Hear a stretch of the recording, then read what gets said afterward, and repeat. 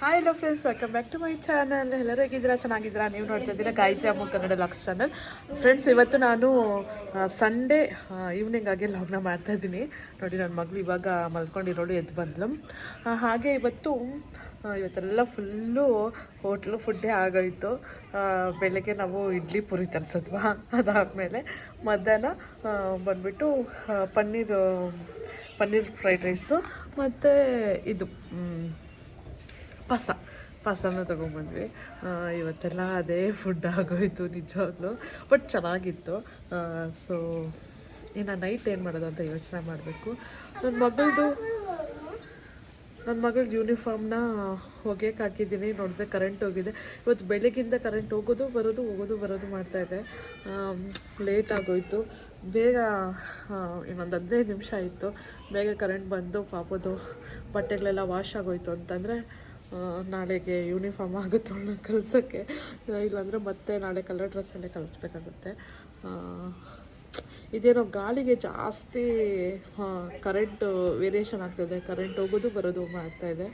ತುಂಬ ಗಾಳಿ ಇದೆ ನಮ್ಮ ಕಡೆ ಅಂತೂ. ಸೊ ನಿಮ್ಮ ಕಡೆ ಗಾಳಿ ಜಾಸ್ತಿನಾ, ಮಳೆ ಜಾಸ್ತಿನಾ ಅಂತ ಅಂದ್ಬಿಟ್ಟು ನಂಗೆ ಕಮೆಂಟ್ ಮೂಲಕ ತಿಳಿಸಿ.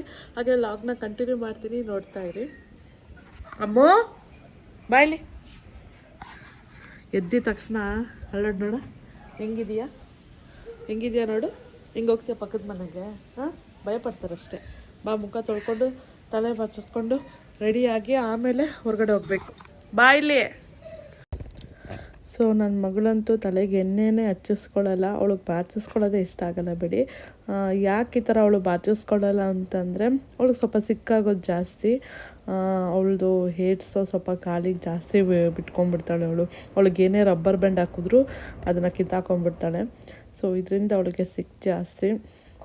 ಇವಾಗೂ ಹೇಳ್ತಾ ಇದ್ದಾಳೆ ನೋಡಿ, ಕೆಳಗಡೆ ಹೋಗ್ಬೇಕು ನಾನು, ಬೇಗ ಬಾಚಮ್ಮ, ಎಣ್ಣೆ ಹಚ್ಚೋದೇನು ಬೇಡ ಬಿಡು ಅಂತೆಲ್ಲ ಹೇಳ್ತಾ ಇದ್ದಾಳೆ. ಅದಕ್ಕೆ ನನಗೆ ತುಂಬ ಇರಿಟೇಟ್ ಮಾಡ್ತಾಳೆ ನನ್ನ ಮಗಳು ಒಂದು ಸ್ವಲ್ಪ. ಸೊ ಇವಾಗ ಅವಳಿಗೆ ಎಣ್ಣೆ ಹಚ್ಚಿ ಬಾಚಿದ್ದೀನಿ.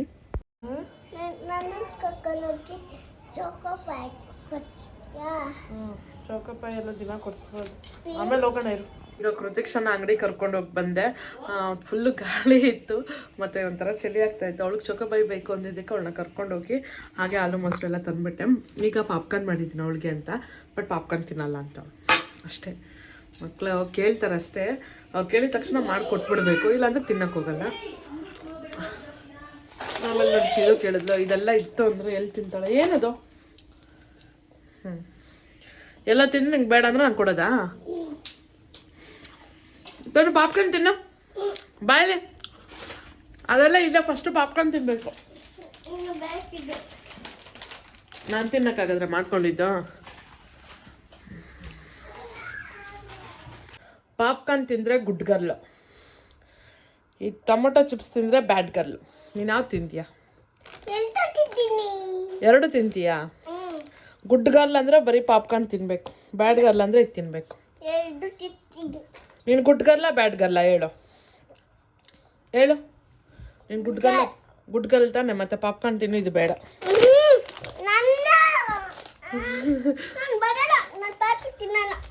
ಸರಿ ಬಿಡು, ಎರಡು ನಾನೇ ತಿಂತೀನಿ ಬಿಡು. ಅದಕ್ಕೆ ಪಾಪ್ಕಾರ್ನ್ ಫಸ್ಟ್ ತಿನ್ಬಿಡು, ಆಮೇಲೆ ಇದು ತಿನ್ಕೊಡ್ತೀನಿ. Popcorn ತಿನ್ಬಿಡು first.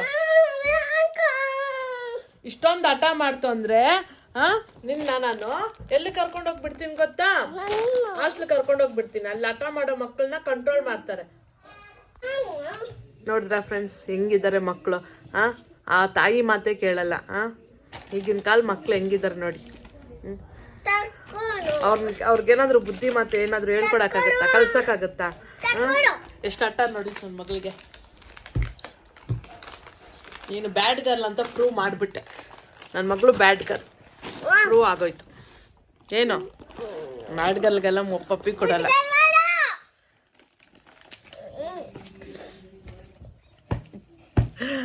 ಏಯ್, ದಿಂಬು ಕೊಡಿತೀಯ? ಹೊಡ್ಕೊ. ದಿಂಬು ಕೊಡಿದ್ರೆ ನನಗೆ ಹೊಡ್ದಂಗಿರುತ್ತೆ. ಹೊಡ್ಕೊ.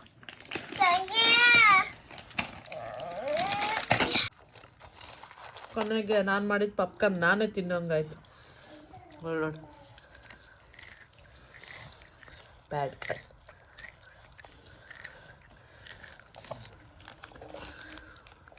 Bad girl Pratiksha. ಫ್ರೆಂಡ್ಸ್, ಇವಾಗ CTET ನೋಟ್ಸ್ ಮಾಡ್ಕೊಂಬರ್ಬೇಕು ಅಂತ ಹೇಳಿದ್ನಲ್ಲ ಝೆರಾಕ್ಸು, ಅದು ಬಂದಿದೆ.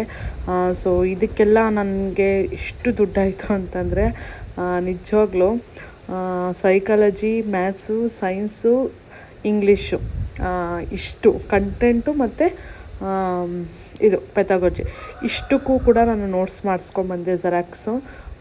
ಹೇಳ್ಬೇಕಂತಂದರೆ ಹತ್ತತ್ರ 1000 ಹಂಗಾಗಿದೆ, 900 ಸಮಥಿಂಗ್ ಏನೋ ಆಗಿದೆ. ಸೊ ನನಗೆ ಮೊಬೈಲಲ್ಲಿ ನೋಡಿಕೊಂಡು ನಾನು ಓದ್ಕೊಳ್ಳೋಂಗಿದ್ದಿದ್ರೆ ಈಸಿಯಾಗಿ ದುಡ್ಡೇನು ಖರ್ಚಾಗ್ತಾ ಇರಲಿಲ್ಲ. ಬಟ್ ಏನಂತಂದರೆ ಅದು ಕಣ್ಣಿಗೆ ಎಫೆಕ್ಟ್ ಆಗುತ್ತೆ. ಆಮೇಲೆ PDF ನಂಬ್ಕೊಂಡು ಇರೋಕ್ಕಾಗಲ್ಲ. ಒಂದು ಝೆರಾಕ್ಸ್ ಅಂತ ಇತ್ತು ಅಂದರೆ ನೋಟ್ಸು, ನಾವು ಯಾವ ಟೈಮಲ್ಲಿ ಯಾವಾಗ ಬೇಕಾದರೂ ನಾವು ಅದನ್ನು ಓಪನ್ ಮಾಡಿ ಓದ್ಕೊಬೋದು. ಹಾಗೆ ನಾವು ಎಲ್ಲಿವರೆಗೂ ಓದಿದ್ದೀವಿ ಅನ್ನೋದು ಕೂಡ ನಮಗೊಂದು ಕ್ಲಾರಿಟಿ ಇರುತ್ತೆ. ಸೊ ಅದಕ್ಕೆ ನಾನು ಸ್ವಲ್ಪ ದುಡ್ಡು ಖರ್ಚಾದರೂ ಪರವಾಗಿಲ್ಲ, ಯಾವುದಕ್ಕೂ ಖರ್ಚು ಮಾಡ್ತೀವಂತೆ, ಓದೋದಕ್ಕೆ ಖರ್ಚು ಮಾಡೋದು ಬೇಡವಾ? ಬುಕ್ಸ್ ಎಲ್ಲ ನಾನು ನೋಟ್ಸ್ ಮಾಡಿಕೊಂಡೆ. ನಾನೇ ನೋಟ್ಸ್ ಮಾಡ್ಕೊಳ್ಳೋಣ ಅಂದರೆ ನನಗಷ್ಟು ನಿಜವಾಗ್ಲೂ ಟೈಮ್ ಇಲ್ಲ. ನಾನು ನೋಟ್ಸ್ ಮಾಡಿಕೊಂಡು ನಾನು ಓದ್ಕೊಂಡು ಪ್ರಿಪೇರ್ ಆಗ್ತೀನಿ ಎಕ್ಸಾಮ್ಗೆ ಅಂದರೆ ಅದು ತುಂಬಾ ಕಷ್ಟ ಆಗುತ್ತೆ ಅಂತ ನೋಟ್ಸ್ ಮಾಡಿಕೊಂಡೆ. ಈಗ ಹೆಂಗಾಗೋಗಿದೆ ಅಂದರೆ ನನಗೆ B.Ed ಎಕ್ಸಾಮ್ ಆಗೋಗುತ್ತಾ, ಎಕ್ಸಾಮ್ ಆಯ್ತಪ್ಪ ಇನ್ನೊಂದು ಸ್ವಲ್ಪ ಆರಾಮಾಗಿರ್ಬೋದು ಅಂದಿದ ತಕ್ಷಣ ನೆಕ್ಸ್ಟು ಇದು TET CTET ಇದೆ, ಅದಾದರೂ ಎಕ್ಸಾಮ್ ಬಂದುಬಿಡುತ್ತೆ, ಅದ್ರದ್ದು ಓದೋದಿರುತ್ತೆ. ಸೊ ಈಗ 2 ತಿಂಗಳಿದೆ ಕರೆಕ್ಟಾಗಿ. ಈ 2 ಮಂತ್ಸ್ ನಾನು ಕಷ್ಟಪಟ್ಟು ಈ ಸರಿ CTET ಕ್ಲಿಯರ್ ಮಾಡ್ಕೋಬೇಕು ಅಂತ ಫಿಕ್ಸ್ ಆಗೋಗ್ಬಿಟ್ಟಿದ್ದೀನಿ ನಾನಂತೂ. ಆಗುತ್ತೆ ಅನಿಸುತ್ತೆ. ಯಾಕಂತಂದರೆ ನಾನು ಇವಾಗ B.Edಲ್ಲಿ 3rd ಸೆಮ್ಮಲ್ಲಿ ನಂದು 87% ಅಂತ ಅಂದ್ಕೊಂಡಿದ್ದೆ. ಬಟ್ 87% ಅಲ್ಲ ಫ್ರೆಂಡ್ಸ್. ಈ ಸರಿ 3rd ಸೆಮ್ಮಲ್ಲಿ ನಾನು 95% ತಗೊಂಡಿದ್ದೀನಿ. ನಾನು 87% ಅಂತ ಅಂದ್ಕೊಂಡಿದ್ದೇನು ಅಂತಂದರೆ ಓವರಾಲ್ ಈ ಕೋರ್ಸಲ್ಲಿ ನಾನು ಎಕ್ಸಾಮ್ ಬರೆದಿದ್ನಲ್ಲ, 1st sem, 2nd sem, 3rd sem, overall ನಾನು ತಗೊಂಡಿರೋಂಥ ಪರ್ಸಂಟೇಜ್ ಎಷ್ಟು ಅಂತ ಅದು ನಾನು ನೋಡಿರೋದು, ಅದು 87 ಬಂದಿರೋದು. ಅದು ನೋಡಿ ನಾನು 87% 3rd ಸೆಮ್ಮದು ಅಂದ್ಕೊಂಡೆ. ಆಮೇಲೆ ನನ್ನ ಫ್ರೆಂಡ್ ಹೇಳಿದ್ಮೇಲೆ ಗೊತ್ತಾಯಿತು ನಿಮ್ಮದು 95, ಅದು ಬಂದು ಓವರಾಲ್ ಪರ್ಸಂಟೇಜ್ ಅಂತ ಹೇಳಿದ್ರು. ಸೊ ನಾನು ನಿಜವಾಗ್ಲೂ ಗೋಲ್ ಇಟ್ಕೊಂಡಿದ್ದೆ. ಯಾಕಂದರೆ 2nd ಸೆಮ್ಮಲ್ಲಿ ನಮ್ಮದು 84% ಅಷ್ಟೇ ಬಂದಿತ್ತು. ಸೊ ತುಂಬ ಜನ 90 ಮೇಲೆ ಪರ್ಸಂಟೇಜ್ ಬಂದಿತ್ತು. ತುಂಬ ಜನ ಇದು ಗ್ರೂಪಲ್ಲೇ ಹಾಕಿದ್ರು, ಅವ್ರಿಗೆಲ್ಲ ಅಪ್ರಿಷಿಯೇಷನ್ ಮಾಡಿದ್ರು.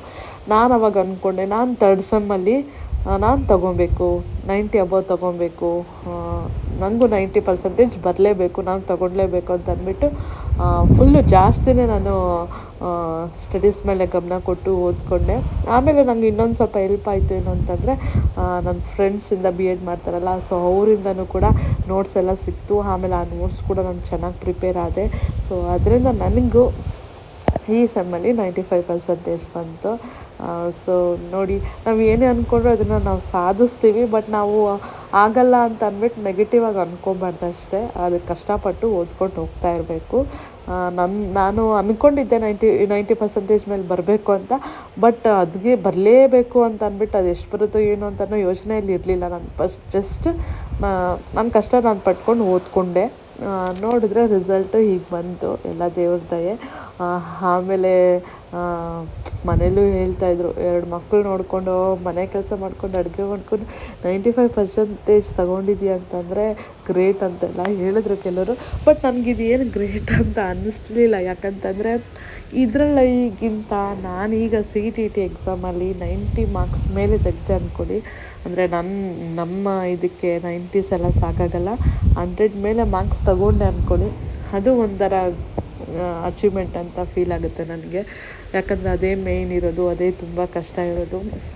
ಒನ್ಸ್ CTET ನಾವು ಕಂಪ್ಲೀಟ್ ಮಾಡಿಕೊಂಡು ಅಂದರೆ ನೆಕ್ಸ್ಟು ನಾವು ಗೌರ್ಮೆಂಟ್ ಜಾಬ್ ಎಕ್ಸಾಮ್ಸ್ಗೆ ಬರೆಯೋಕ್ಕೆ ಎಲಿಜಿಬಲ್ ಆಗಿರ್ತೀವಿ. ಆ್ಯಂಡ್ ಇದರಿಂದನೂ ಕೂಡ ನಮಗೆ ಒಂದು ಸ್ವಲ್ಪ ಬೇರೆ ಮತ್ತೆ ಜಾಬ್ಗೆ ಹೋಯ್ತು ಅಂತಂದರು, CTET ಕಂಪ್ಲೀಟ್ ಆಗಿದೆ ಅಂತಂದರೆ ಅದು ಕೊಡೋ ವ್ಯಾಲ್ಯೂನೇ ಬೇರೆ. ಸೊ ಕಂಪಲ್ಸರಿ ಅಲ್ವಾ ಈಗ TET CTET ಅಲ್ವಾ. ಸೊ ನಾವು ಹೆಂಗಾದರೂ ಎಕ್ಸಾಮ್ ಪಾಸ್ ಮಾಡಿಕೊಡ್ಲೇಬೇಕು.